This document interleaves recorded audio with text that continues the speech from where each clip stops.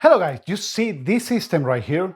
This system is the one that I use in my studio, mostly for VR gaming and making tutorials and videos for you guys, but it's giving me a little bit of a problem. I built this mostly with all parts that I had lying around, and the GPU is an MSI 1080 Ti, but I have a really big problem with it. It's working, yes, and I know it's a little bit of an older model, but I'm pretty sure that before I change it into this case and this setup that I have it right here, that I was able to overclock it. Now the problem that I have is that I cannot overclock it at all. If I only want a really small overclock of, let's say, 100 on the core clock, and let's put 150, accept it, save it, and in the moment that I try to run a benchmark, you're going to see what is going to happen.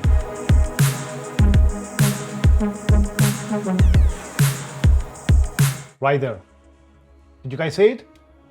It crashes, immediately crashes. Don't even do anything. This is, guys, I know what I'm doing. This is a really small overclock for these graphic cards.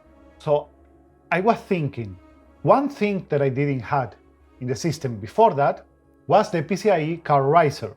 So I'm starting to believe that the problem that this graphic card doesn't want to overclock is because of that.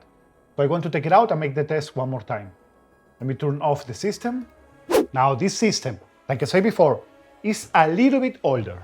This system has a Ryzen 3700X, and again the 1080 Ti that, yes, I know it's a little bit older, it's around 5 years old, but I really don't think that this will be the issue with this card. I really believe that it's the PCIe riser cable that, what the heck, this screw don't want to come out. I just think that there is a connection issue with the riser cable that I have. But I think that maybe through the years, taking it out and using it again, all over again, it created a problem with the GPU, and that is why I really cannot use it with this. And if you're asking yourself why, I choose, are you kidding me? Now, if you want to ask me why I choose to set up my GPU with a, now if you're asking yourself why I use a GPU riser and I didn't set it directly into the PCIe slot, well, this is a big case that I used to have with water cooling, and right now without water cooling this looks really empty, so I wanted to make it look a little bit better. But if this is going to hinder the performance that this system can do for me, then I really don't need the PCIe riser. I prefer to make it look a little bit more empty, but to have a little bit more performance. That is the most important thing. So guys, now we are without the GPU riser cable, and I already also used DDU to uninstall all the old drivers and to apply the latest one for NVIDIA. If you don't know how to use DDU, I can let you guys a link right here where to download it and how to use it. But let's try it one more time, guys. To open Windows, this is already a good sign. Everything is working correctly. Now let's open the MSI Afterburner. Let's set a really small overclock of 100 MHz into the core and 100 into the memory. Apply the changes, and let's open one more time Valley Benchmark to test this out. Now, while the test is running, let's talk about a little bit about why I'm worried about overclocking, because this is really not something important for your GPU. You can use it at stock speeds without any problem.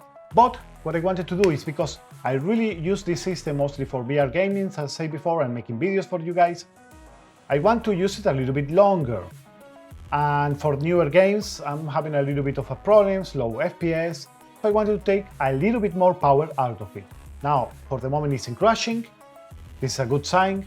Let's wait and see how this goes. Now, this is the second loop of the test. It's running with this overclock. I'm going to try to bump it up a little bit higher and see how this goes. At the end, as you could see yourself, guys, this was the problem. I take this out, I bump a little bit the overclock on the GPU, and now it's working without any problems.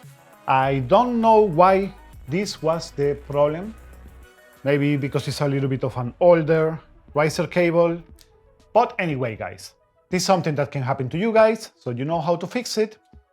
And If you don't, I really hope the video was interesting for you. Something of a shorter video, but I'm already working in the next one. I'm going to show you guys how to install Batocera into a portable device, so you can take it with you anywhere, connect it into another PC, and play your retro games with it. Thanks for watching, my friends. If you find it useful, don't forget to drop a like, and if you are new to the channel, don't forget to subscribe. Like always, guys, see you on the next time. Bye bye.